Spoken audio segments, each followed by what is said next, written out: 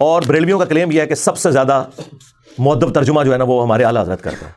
ٹھیک ہے, مجھے بھی کئی جگہوں پہ ان کے الفاظ کا چناؤ بہت بہتر لگا. میں باقیوں کو غلط نہیں کہتا, لیکن وہ بہتر سمجھتا ہوں. مثلا انہوں نے ترجمہ کیا بسم اللہ الرحمن الرحیم کا, اللہ کے نام سے شروع جو مہربان رحمت والا.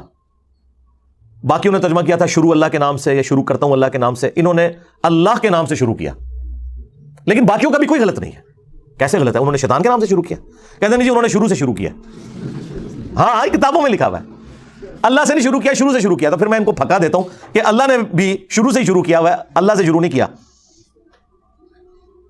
بسم اللہ میں بھی اللہ بعد میں آتی ہے, با اور اسم یہ پہلے آتا ہے. وہ کہتے ہیں نہیں وہ عربی لنگوسٹک اس طرح ہوتی. نہیں سرکار, ہو سکتی ہے. اللہ الذی باسمہ ابدہ, بریلوی یہ بسم اللہ بنا سکتے ہیں اپنی. اللہ ہے وہ ہستی جس کے نام سے میں شروع کرتا ہوں. تو بسم اللہ بھی آپ اپڈیٹ کر سکتے ہیں اپنی, یعنی جیسا ترجمہ آپ نے اپنا ٹھیک کیا ہے تو بسم اللہ بھی ٹھیک کر لیں. تو اللہ کو عربی آتی تھی, اللہ یوں بھی بسم اللہ نازل فرما سکتا تھا. اللہ الذی, اور یہ تو قرآن میں ہے نا, هو اللہ الذی, اللہ الذی باسمہ ابدہ, اللہ ہے وہ ہستی جس کے نام سے میں ابتدا کرتا ہوں. بسم اللہ یہ ہو سکتی تھی. یہ کہانیاں چھوڑیں یار. 10 صحابہ اولو العزم آ جائیں نا عشرہ مبشرہ, جنہیں اردو آتی ہو, ہم انہیں قرآن کی عربی کا ایک صفحہ دیں اور کہ اس کا ترجمہ کرو, کیا 10 کے 10 ایک طرح کے الفاظ کے ساتھ ترجمہ کریں گے؟ ہو ہی نہیں سکتا. ہاں مفہوم ایک ہوگا. یہ ہو ہی نہیں سکتا کہ ایک زبان دوسری میں ٹرانسلیٹ ہو تو الفاظ کا چناؤ ایک جیسا ہو, مفہوم ایک ہی ہوگا. آپ 10 PhD انگلش لے آئیں, انہیں آپ انگلش کا ایک مضمون دیں اور انہیں اردو بھی آتی ہو, انہیں کہیں اسے اردو میں ٹرانسلیٹ کرو, کیا ورڈ بائی ورڈ ایک ایک لفظ ملتا جلتا ہوگا؟ نہیں, مفہوم ایک جیسا ہوگا. تو یہاں پہ بھی مفہوم کے اوپر جایا کریں, مفہوم ایک جیسا. الفاظ کے چناؤ میں فرق ہو سکتا ہے.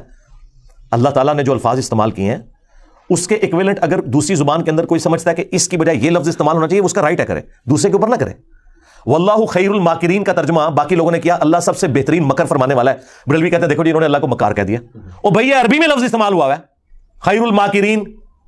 وہ کہتے ہیں نہیں تدبیر ہونا چاہیے, تدبیر خود عربی کا لفظ ہے, اللہ نے تو نہیں یوز کیا.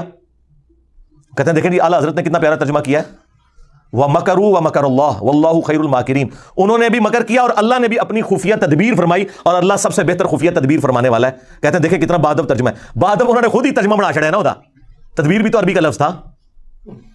تو جنہوں نے یہ ترجمہ کیا کہ انہوں نے بھی مکر کیا, اللہ نے بھی مکر کیا, اور اللہ سب سے بہتر مکر فرمانے والا ہے, تو اس مکر سے مراد جیسا کہ اللہ کی شان کے لائق ہے. اللہ نے تو دونوں کے لیے مکر کا لفظ استعمال کیا, اس میں کون سی تکلیف ہو گئی؟ ہاں آپ یہ کہہ سکتے ہیں کہ یہ بہتر تھا, یہ نہ کہ انہوں نے گستاخی کی ہے, یہ ظلم ہے. گستاخی تب ہوگی جب اللہ نے وہ لفظ نہ یوز کیا ہو. قرآن میں آیا نا کہ اللہ تعالیٰ ان سے مذاق فرماتا ہے, تو اعلیٰ حضرت نے اس کا ترجمہ ہی نہیں کیا. ان کا جی یہ مذاق کرنا تو یہ ٹھٹا مذاق تو یہ بڑی نوٹوریس چیز ہے, تو انہوں نے کہا اللہ تعالیٰ استہزاء فرماتا ہے, اور عربی کوئی استہزاء ہی لکھ دیا. تو جنہوں نے مذاق فرما دیا تو جیسا کہ اس کی شان کے لائق ہے. جس طرح اعلیٰ حضرت نے ایک جگہ صحیح ترجمہ کیا ہے الرحمن علی العرش استوى, رحمان اپنے عرش پر مستوی ہوا, بریکٹ میں لکھا جیسا کہ اس کی شان کے لائق ہے. ویسے استوا کا ترجمہ انہوں نے بیٹھا نہیں کیا, ٹھیک ہے, بیٹھنے کا لفظ بھی نہیں یوز کرنا چاہیے. اپنے عرش پر جلوہ گر ہوا یا متمکن ہوا, یا اگر وہ بیٹھنا بھی کر لیتا ہے تو ظاہر ہے وہ کرسی پہ بیٹھنے والی مثال نہیں دے رہا, وہ تو قرآن میں واضح ہے لیس کمثلہ شیء وہو السمیع البصیر. ہم اللہ کے لیے کوئی مثال نہیں بیان کرتے, اللہ کی مثال ہو ہی نہیں سکتی, اس کی مثال کوئی چیز ہی نہیں. اگر وہ بیٹھا بھی ترجمہ کر لیتا ہے تو وہ بیٹھنے سے مراد یہ نہیں کر رہا ہوتا, یا قرآن میں اللہ کا ہاتھ تو وہ ہاتھ سے مراد یہ ہاتھ نہیں لے رہا ہوتا, جیسا کہ اس کی شان کے لائق ہے, اس کی مثال ہی کوئی نہیں ہے. تو انہوں نے پورے کتابچے لکھے ہیں کہ اعلیٰ حضرت کا ترجمہ ٹھیک ہے اور باقیوں کا غلط ہے, اور وہ اس میں یہ مثالیں دیتے ہیں. تو آپ کا رائٹ ہے کہ آپ بتائیں کہ یہ بہتر تھا, لیکن یہ نہ کہ باقیوں کے ترجمے غلط ہوئے ہیں, یہ آپ نے پڑھنے نہیں ہے.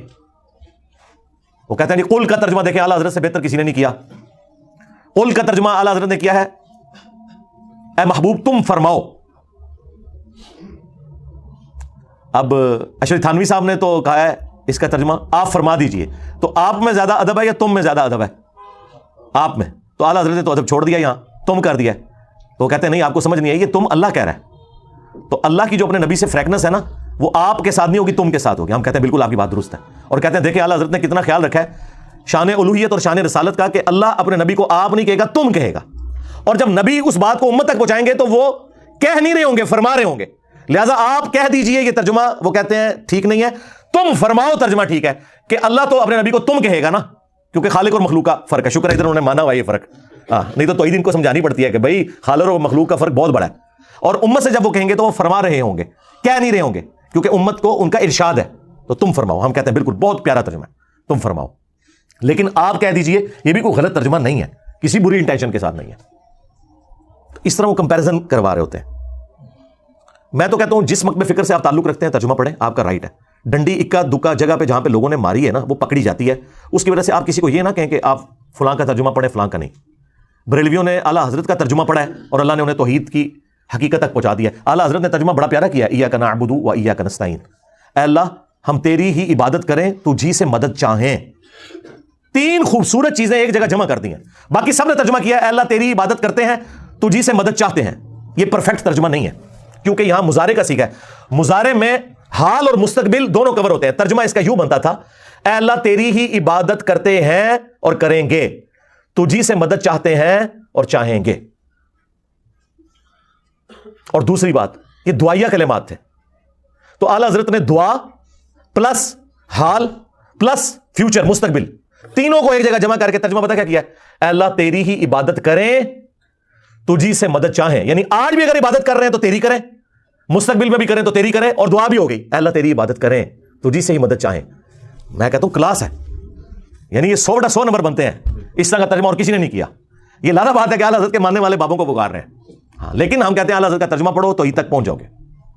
بریلوی ہو تو اعلیٰ حضرت کا ترجمہ پڑھ لو, دیوبندی ہو تو اپنے اشری تھانوی کا ترجمہ پڑھ لو, اہل حدیث ہو تو اپنے جونا گڑھی صاحب کا ترجمہ پڑھ لو, شیعہ ہو تو اپنے فرمان علی شاہ کا ترجمہ پڑھ لو. انہوں نے بھی یہی ترجمہ کیا, اللہ تیری عبادت کریں تجھی سے مدد چاہیں. بعد میں بے شک وہ پکارتے ہیں یا علی مدد کہتے ہیں یا شیخ عبد القادر جیلانی مدد کہتے ہیں, اس سے کوئی فرق نہیں پڑتا. قرآن میں تو یہی لکھا ہوا نا. پھر ہم کیوں نہ کہیں کہ مرنے سے پہلے اے مسلمان کر لے اس پہ غور, کتابوں کا خدا اور ہے بابوں کا خدا اور. یعنی کہ اسی خدا کو مانتے ہیں لیکن تعلیمات وہ نہیں ہے جو کتابوں میں آئی ہیں. بابوں نے اپنی طرف سے ہی دین کھاڑ کے آپ کو بتایا. تو جہاں جہاں پہ ان کا ترجمہ اچھا ہے ہم تعریف کرتے ہیں کہ بہت اچھا ترجمہ کیا, لیکن جہاں جہاں ڈنڈی ماری وہ پکڑی گئی. اب دیکھیں نا, انا ارسلناک شاہدا و مبشرا و نذیرا, اس کا ترجمہ اتنا ظلم پہ مبنی انہوں نے کیا, اے نبی ہم نے آپ کو حاضر و ناظر بنا کے بھیجا. اب عام بندے کو کہ وہ کہتا ہے قرآن میں لکھا ہے حاضر و ناظر, آپ کیوں نہیں مانتے؟ اب انہیں کون بتائے کہ یہ حاضر و ناظر دونوں لفظ عربی کے تھے, حاضر ناظر, قرآن میں تو نہیں لکھے ہوئے. قرآن کے جو الفاظ ہیں وہ ہے شاہد, تو شاہد کا ترجمہ انہوں نے کر دیا ہے حاضر و ناظر. اب اس کی وجہ سے مصیبت کھڑی ہوگی. اسی وجہ سے پھر اہل حدیث جو بندی کہتے ہیں جی اعلیٰ حضرت نے ترجمہ چینج کر دیا. ہم کہتے ہیں کوئی فرق نہیں پڑتا, اعلیٰ حضرت نے اپنی ڈنڈی خود ہی پکڑ لی ہے. ہر جگہ تو بندہ ڈنڈی نہ مار سکتا. یہی شاہد کا لفظ, شہید کا لفظ جب آیا نا سورۃ البقرہ میں پارہ نمبر 2 کے آغاز کے اندر, اعلیٰ حضرت فوت ہو گئے نا, رجوع بھی نہیں کر سکتے, نہیں تو رجوع کروا لیندے.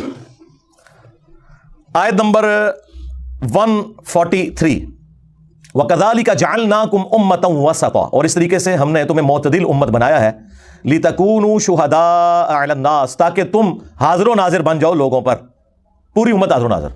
اب میں ترجمہ وہ کر رہا ہوں, وَيَكُونَ الرَّسُولُ عَلَيْكُمْ شَهِيدًا, اور رسول اللہ تم پر گواہ بن جائیں, تم پر حاضر و ناظر ہو جائیں. اب یہاں پہ امت کو پہلے حاضر و ناظر ماننا پڑنا تھا اور نبی علیہ السلام کو بعد میں. اب اعلیٰ حضرت نے یہاں ترجمہ ٹھیک کیا ہے, تاکہ تم گواہ بن جاؤ اور لوگوں پر, اور یہ رسول تم پر گواہ. آئے ہو نا داڑھ تھلے اعلیٰ حضرت جی, اپنا خود ترجمہ وائلیٹ کر دیا. یہی ترجمہ تھا وہ انا ارسلناک شاہدا و مبشرا و نذیرا میں, وہاں انہوں نے اور ترجمہ کر دیا. لیکن سورہ البقرہ کی آیت نمبر 143 میں انہوں نے وہی ترجمہ کیا جو بنتا تھا. یعنی شہادت علی الناس ہم دے رہے ہیں. مولانا مودودی کی ایک کتاب بھی ہے شہادت علی الناس. یعنی اس امت کا کام ہے کہ وہ ختم نبوت کی برکت سے, نبی علیہ السلام کے بعد تو کوئی پیغمبر نہیں آنا, وہ رسول اللہ کے بہاف پہ اللہ کی اور دین کی گواہی دے گی اور لوگوں کے سامنے یعنی دین کا پیغام پہنچائے گی, جس طرح نبی علیہ السلام نے شہادت علی الناس کی اپنے زمانے کے لوگوں کے اوپر. اور اس کے کانٹیکسٹ میں بخاری میں حدیث بھی ہے کہ قیامت والے دن حضرت نوح علیہ السلام کے امتی انکار کر دیں گے کہ ہمارے نبی نے ہم تک پیغام ہی نہیں پہنچایا, تو رسول اللہ کی امت گواہی دے گی کہ حضرت نوح علیہ السلام نے پیغام پہنچایا تھا حضرت نوح کے حق میں. وہ امت کہے گی کہ جی آپ گواہ لے کے ہیں, تو حضور کی امت کہے گی کہ ہم گواہی دیتے ہیں. تو حضور کی امت نے حضرت نوح علیہ السلام کا زمانہ پایا ہوا ہے, کیسے گواہی دیں گے؟ قرآن کے ہونے پہ, کہ قرآن میں آیا تھا کہ سورہ نوح موجود تھی, سورہ ہود موجود تھی, سورۃ الاعراف موجود تھی, کہ کتنی محنت کے ساتھ اس شخص نے 950 سال تک توحید کا علم بلند کیا, تب بھی امت میں سے چند لوگوں نے صرف حق قبول کیا. تو یہ امت محمدیہ گواہی دے گی. تو نبی علیہ السلام نے اس آیت کے کانٹیکسٹ میں فرمایا کہ یہ امت گواہ ہوگی اگلی امتوں کے اوپر بھی, ان کے نبیوں کے حق میں گواہی دے گی قرآن کی برکت سے. یہ نہیں کہ حاضر و ناظر تھی. جہاں پہ ڈنڈی اعلیٰ حضرت مار گئے اور وہ ڈنڈی پکڑی گئی. پھر سورۃ القصص میں ایسے پکڑی گئی کہ سورہ آل عمران میں, سورہ قصص میں اور کئی جگہوں پہ آیا کہ اے نبی آپ موجود نہیں تھے جب ہم نے موسیٰ علیہ السلام کو کوہ طور کے پاس پکارا تھا.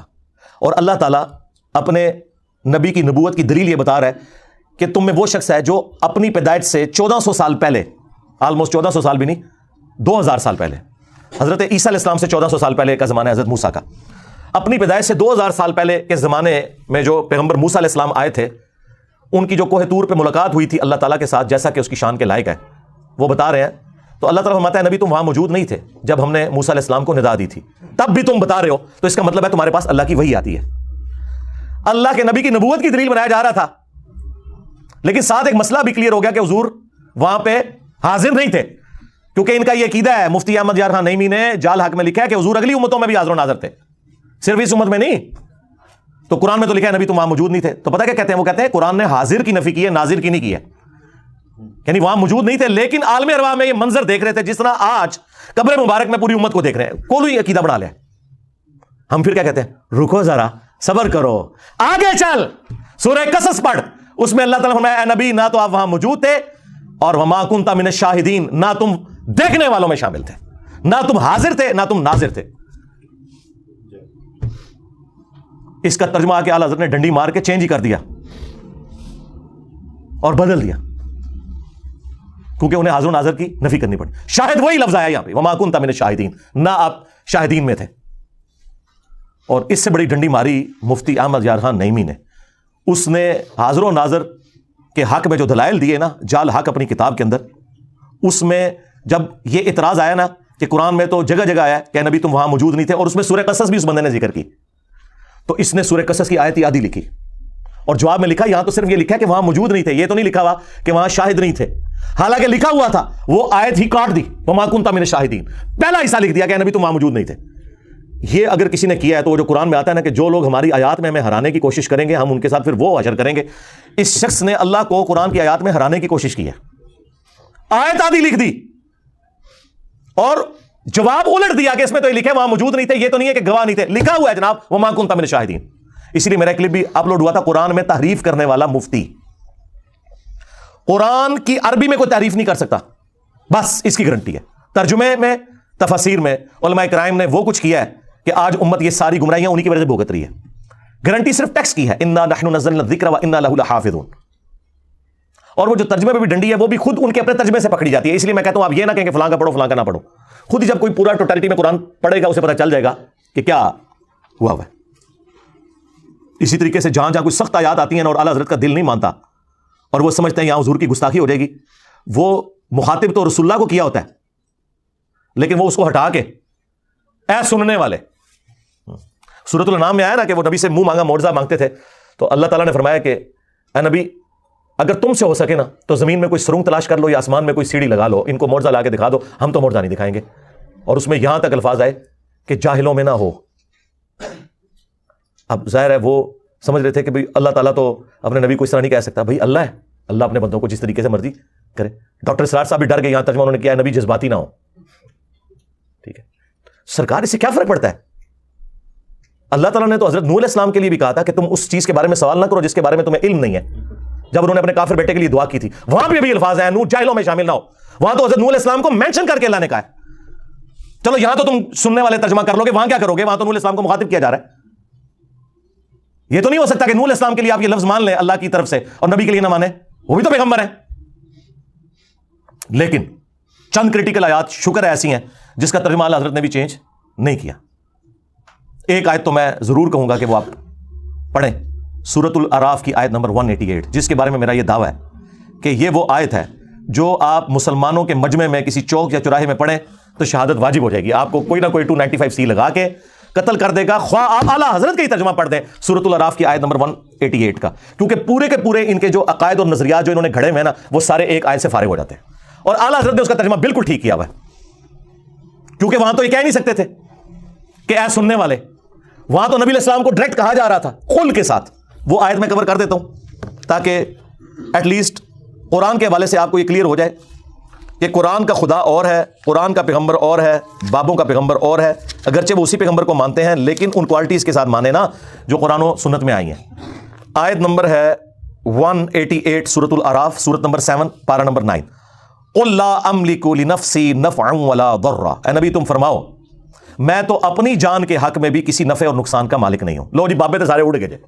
اگر رسول اللہ کا یہ اسٹیٹس ہے کہ وہ اپنی جان کے نفع نقصان کے مالک نہیں ہے، ٹھیک ہے، ہو سکتا ہے کوئی یہ کہے کہ حضور اپنے لیے یہ کہہ رہے تھے، ہمارے لیے نہیں کہہ رہے تھے، ہمارے تو نفع نقصان کے مالک ہیں، کیونکہ رسول اللہ سے اوپر تو کوئی نہیں کہ جو انہیں نفع نقصان پہنچا سکے سوائے اللہ کے. تو ہم کہیں گے رکو ذرا، صبر کرو، یہ تمہارا وسوسہ بھی قرآن سے ہی ہم ختم کر دیں گے. کھولو سورۃ المائدہ اور اس کی آیت نمبر 75 کھولو، تمہیں پتہ چل جائے گا اللہ تعالیٰ نے ایک اولو العزم پیغمبر عیسیٰ ابن مریم علیہ السلام کے بارے میں پہلے ہی فرما دیا، مل مسیح ابن مریم الا رسول، عیسیٰ ابن مریم تو نہیں تھے مگر ایک رسول ہی، قد خلت من قبلہ الرسل، ان سے پہلے بھی اور رسول گزر چکے ہیں. یہ اللہ کے بیٹے تم نے کہاں سے بنا لیے؟ رسول تھے اور رسول بھی آئے. وامہ صدیقہ، اور ان کی ماں ایک سچی عورت تھی. کانا یاکلان الطعام، دونوں کھانا کھانے کے محتاج تھے، ہاں روٹی کے محتاج تھے، عیسیٰ بھی ان کی ماں بھی. 5 اولو العزم پیغمبر جو سورہ الاحزاب میں سورہ شورى میں آئے، محمد رسول اللہ صلی اللہ علیہ وآلہ وسلم، ابراہیم خلیل اللہ، عیسیٰ روح اللہ، موسیٰ کلیم اللہ اور نوح نجی اللہ علیہ السلام اجمعین، ان میں سے ایک بندہ، اللہ اکبر، اللہ تعالیٰ فرما رہا ہے کہ کھانا کھانے کے محتاج تھے وہ. انظر کیف نبین لہم الآیات، دیکھو کہ ہم اپنی آیات کس طرح کھول کھول کے بیان کر رہے ہیں. ثم انظر انا یؤفکون، پھر ان کی طرف دیکھو کہاں الٹے پھرے جاتے ہیں. اس سے زیادہ سمجھایا جا سکتا ہے کہ جو روٹی کھانے کا محتاج ہو وہ تمہارے نفع نقصان کا مالک نہیں ہو سکتا. آپ کہہ رہے ہوں گے شاید میں نے اپنی طرف سے بات کر دی. اگلی بات آ گئی، قل اتعبدون من دون اللہ، اے نبی ان سے فرماؤ کہ کیا تم اللہ کو چھوڑ کر ان کی عبادت کر رہے ہو، جیزس کرائسٹ اور ان کی ماں کو خدا مانے ہوئے ہو. اب یہ آپ بریلویوں کو پیش کریں، وہ کہتے ہیں نہیں ہم تو نہیں بزرگوں کو خدا مانتے، عبادت تو نہیں کرتے. ہم کہتے ہیں آگے چل، آگے لکھا ہے ما لا یملک لکم ضرا ولا نفعا، جو کہ نہ تمہارے نقصان کے مالک ہیں نہ نفع کے. عیسیٰ اور ان کی ماں تمہارے نفع نقصان کے مالک نہیں ہے. عبادت تو پچھلی بات رہ گئی، یعنی عبادت اس کی ہوگی جو نفع نقصان کا مالک ہوگا. تو اس میں نے کہا تھا کہ عیسیٰ کے جیسا ہے ہی کوئی نہیں، تیرے سارے بابے تھے شاہ ہی کوئی نہیں. ہاں، مریم کے جیسا ہے ہی کوئی نہیں، تیری رابعہ بصریہ تھے شاہ ہی کوئی نہیں. دونوں کا ذکر آیا ہوا ہے. عبادت نہیں، صرف نفع نقصان کے مالک نہیں. واللہ هو السمیع العلیم، اور اللہ ہی ہے سننے والا علم والا. بھائی عیسیٰ ان کی ماں سننے اور علم والے ہو ہی نہیں سکتے تو کس کے مشکل کشا کہاں سے ہوں گے؟ یہاں پہ بھی جو نبی کے لیے آیا کہ نبی تم فرما دو میں تو اپنی جان کے لیے بھی نفع نقصان کا مالک نہیں، تو اس کے کانٹیکسٹ میں نے پیش کیا، یہ انہی معنوں میں ہے کہ مالک اللہ ہے. خیر اس آیت میں بھی کھل جائے گا، الا ما شاء اللہ، ہاں مگر جو اللہ چاہے. وَلَوْ كُنْتُ أَعْلَمُ الْغَيْبِ، اور اگر میں غیب خود سے جان لیتا. ایک تو وہ جو اللہ وحی کے ذریعے بتاتا ہے، اس علم غیب کا کوئی انکار کرے وہ کافر ہے. وہ تو نبی کے حق میں ہم مانتے ہیں، وہ تو قرآن میں واضح فتویٰ ہے. سورہ آل عمران آیت نمبر 179 میں واضح اللہ تعالیٰ نے فرما دیا ہے وَمَا كَانَ اللَّهُ لِيُطْلِعَكُمْ عَلَى الْغَيْبِ، اللہ کی شان نہیں کہ تمہیں غیب پر اطلاع دے. وَلَكِنَّ اللَّهَ يَجْتَبِي مِن رُسُلِهِ مَن يَشَاءُ، ہاں اللہ اپنے رسولوں میں سے جس کو چاہتا ہے اسے غیب کی خبریں دیتا ہے. ٹھیک ہے، عام بندے کا کام رسولوں پہ ایمان لانا ہے. اگر میں خود سے غیب جان لیتا لَاسْتَكْثَرْتُ مِنَ الْخَيْرِ، تو میں خیر کثیر جمع کر لیتا. وَمَا مَسَّنِيَ السُّوءُ، اور کبھی مجھے کوئی تکلیف نہ پہنچتی. مجھے پہلے ہی پتہ چل جاتا کہ یہ ہونے والا ہے، میں فورس ہی کر لیتا.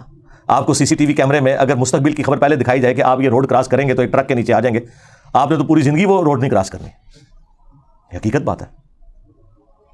ان انا الا نذیر و بشیر، میں تو نہیں سوائے اس کے کہ ڈر سنانے والا ہوں آخرت کا اور خوشخبری دینے والا ہوں جنت کی. لقوم یؤمنون، ان لوگوں کے لیے جو باقی بات ماننا چاہیں، ایمان لانا چاہیں، ان کے لیے. یہ سورۃ الاعراف کی آیت نمبر 188 کا اعلیٰ حضرت نے بالکل صحیح ترجمہ کیا ہے اور خود مان لیا کہ علم الغیب کا عقیدہ کیا ہے، نفع نقصان کا عقیدہ کیا ہے، سب کچھ مان لیا کہ اللہ ہی اللہ ہے. تو یہاں پہ ہم کہتے ہیں کہ اعلیٰ حضرت کا ترجمہ پڑھ لو.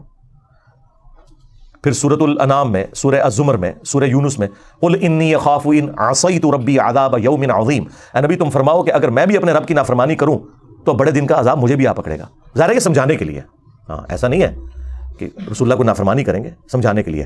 اور سمجھا نہیں، انہوں نے سمجھانا یہی تھا کہ عبد القادر جیلانی تے شاہی کوئی نہیں. ہاں اگر نبی کا یہ سٹیٹس ہے، انہوں نے بھی شریعت کو فالو کرنا ہے. وَأَنَا أَوَّلُ الْمُسْلِمِينَ، سب سے پہلے انہوں نے مسلم بننا ہے. پھر جو سورۃ الاحقاف کی آیت ہے، نبی تم فرماؤ میں کوئی نیا رسول نہیں ہوں، مجھ سے پہلے بھی رسول آئے ہیں اور مجھے تو خود نہیں پتا کہ خود تمہارے ساتھ اور خود میرے ساتھ کیا ہونے والا ہے معاملہ. یعنی حضور کو تو نہیں پتا تھا کہ کب معجزات ظاہر ہوں گے، کیا ہوگا. اس سے مراد رسول اللہ کی آخرت کا معاملہ نہیں ہے، ظاہر ہے وہ تو قطعی جنتی ہے، پورا دین اس پہ کھڑا ہے. لیکن یہ بتایا جا رہا ہے کہ جو آپ کو کہتے ہیں نا ہمارے سلسلے میں مرید ہو جاؤ، ہم اس وقت تک جنت میں نہیں جائیں گے جب تک کہ سارے مریدوں کو لینا جائیے، کتنے نہ لے جائیے. ہاں تو رسول اللہ تو یہ فرما رہے ہیں مستقبل اللہ اور اس کے بندوں کا معاملہ ہے. حضور جب یہ کہہ رہے تھے نا بخاری مسلم میں کہ اے نبی کے چچا عباس میرے مال سے جو لینا ہے لے لے، اگر اللہ نے تجھے پکڑ لیا میں کچھ کام نہیں آؤں گا. اے نبی کی پھوپھی صفیہ میرے مال سے جو لینا ہے لے لے, اگر اللہ کے حضور پکڑی گئی میں تیرے کچھ کام نہیں آؤں گا.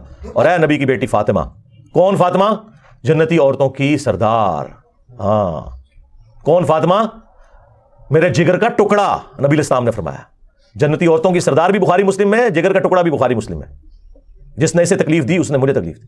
لیکن حضور نے فرمایا میری بیٹی فاطمہ, میرے مال سے جو لینا ہے لے لے, اگر اللہ کے حضور تو پکڑی گئی نا میں تیرے کچھ کام نہیں آؤں گا. تو مجھے بتائیں, میں تو یہ پھر کہوں نا کہ فاطمہ کے جیسا ہے ہی کوئی نہیں. عبد القادر جیلانی تھے, شے ہی کوئی نہیں. بایزید بستامی تھے, شے ہی کوئی نہیں ان کے مقابلے پہ. تو اللہ کے بندو, قرآن و سنت اپنی تعلیمات کے اندر بالکل واضح ہے. اپنے ترجمے پڑھ کے دیکھ لو کیا بیان ہوا ہے. قرآن آپ کسی کا بھی پڑھیں, آپ کو پتہ چل جائے گا کہ قرآن اپنی توحید میں, عقائد میں, نظریات میں بالکل ایک ننگی تلوار ہے, زیرو ٹالرنس ہے. تو یہ اب چونکہ ایک پرچی آئی میرے پہ کیفیت طاری ہو گئی کہ میں نے آپ کو بتا دیا کہ یہ جو اعلیٰ حضرت کے ترجمے کے اعتبار سے جو انہوں نے ایک ڈھکوسلا سا کھڑا کیا ہوا ہے, تو یہ اتنا بھی کوئی معاملہ نہیں ہے جو انہوں نے کھڑا کیا. جی اعلیٰ حضرت سے کوئی غلطیاں نہیں ہوئی ہیں, انہوں نے سیدھا سیدھا ایک صحابی کو خبیث کہہ دیا. اور اس سے بڑھ کر غزوہ احد کا جب ذکر آیا سورہ آل عمران میں, سورۃ البقرہ میں بھی کچھ اشارتاً ذکر ہے, تو وہاں پہ انہوں نے اعلیٰ حضرت نے صحابہ کرام کے بارے میں بدر و احد کے کانٹیکسٹ میں کہا کہ تم نے نہ مردی دکھائی, نہ مرد کہہ دیا صحابہ کو. اچھا, ہم اسے گستاخی نہیں سمجھتے, کوئی مسئلہ نہیں ہے. ان کی ڈاکٹرن میں ہے نہ مرد کہنا. وہ کہیں گے وہ نہ مرد ان معنوں میں تھا کہ انہوں نے کمزوری دکھائی, تو ہم کہتے ہیں پھر کمزوری کا لفظ یوز کرنا چاہیے. تم تو کہتے ہو بڑا با ادب ترجمہ ہے. ہاں, کہتے ہیں انجینئر بڑا گستاخانہ لفظ یوز کرتا ہے. اعلیٰ حضرت نے نہ مرد کہا صحابہ کرام نو, اعلیٰ حضرت نے صحابہ کرام نو نہ مرد کہا, نہ مردی دکھائی میدان جنگ میں. تو ادھر تم تعویل کرتے ہو نا, کیا کہتے ہو کہ اس سے مراد تھا کم ہمتی دکھائی. آئے سرکار اعلیٰ حضرت کو بھی پڑھانا سی نا کہ کم ہمتی ذکر کرتے, چلو بزدلی کہہ دیتے, اگرچہ وہ بھی ایک گستاخانہ لفظ تھا آپ کی ڈاکٹرن میں. ہمارے نزدیک کوئی ڈاکٹرن میں کوئی بزدلی یا کم ہمت کوئی بھی نہیں ہے, لیکن آپ نے جو کچھ پڑھایا نا اپنی عوام کو, اس میں تو 100% یہ گستاخی ہے. نہ مرد کا ہے صحابہ کرام کو, تو یہ ادھر تعویل کریں گے کہ نہیں جی وہ یہ کہنا چاہ رہے تھے کہ کم ہمتی دکھائی. تو یہ کہتے ہیں نا مرد کیوں کہا, اپنے اعلیٰ حضرت کی باری آئی. تو اب آپ کا جو کلیم تھا نا کہ اعلیٰ حضرت الفاظ کا چناؤ بڑا ادب والا کرتے تھے, وہ میں تھوڑا ختم کرتا. انہوں نے حضرت سلمان علیہ السلام کے صحابی کو بھی خبیث بولا, خبیث جن, نعوذ باللہ. اور رسول اللہ کے صحابہ کو جو بدر و احد میں شامل تھے, جو ایک انسانی کمزوری کی وجہ سے کم ہمتی دکھا گئے, انہیں نہ مرد کہا, حالانکہ اس سے بہتر لفظ استعمال ہو سکتا تھا. تو ایڈے بھی نا تسی ہوں بادشاہ کھلا کے پھریا کرو کہ بھی. اور کئی لوگوں نے میری ویڈیوز بھی اپلوڈ کی ہوئی ہیں کہ اعلیٰ حضرت کے ترجمے کے لیے بھائی نے بڑی تعریف کی ہے. سرکار میں تو ہر بندے کی تعریف بھی کرتا ہوں اچھائی میں, اور برائی میں چھوڑتا نہیں ہے میں انہوں. ہاں, چاہے پرانا ہوئے چاہے نواں ہوئے. ہاں, کیونکہ علم کی دنیا ہے, اور یہاں پہ یہ ہو نہیں سکتا کہ نشتر ہاتھ میں ہو سرجن کے اور اسے بتایا جائے کہ حضرت یہ مفتی اعظم پاکستان ہے جن کا اپینڈکس کا آپریشن کریں گے. وہ کہے گا جی پاویں مفتی اعظم ہے تے پاویں قاصد اعظم ہے تے پاویں وزیر اعظم ہے, چیرا سارے نوں میں لانا ہے. ہاں, تو اے علم دی دنیا ہے, چیرا لگے گا چاہے پرانا ہوئے چاہے نواں ہوئے. علم کی دنیا میں یہ نہیں بات ہوتی کہ آپ یہ کہیں گے پرانا ہے تو تھوڑا ہاتھ ہلا رکھو, نہیں, اس طرح نہیں ہوتا. صلو علی محمد و آل محمد, اللہم صلی علی محمد و علی آل محمد و اصحاب محمد و ازواج محمد و امت محمد اجمعین الی یوم الدین.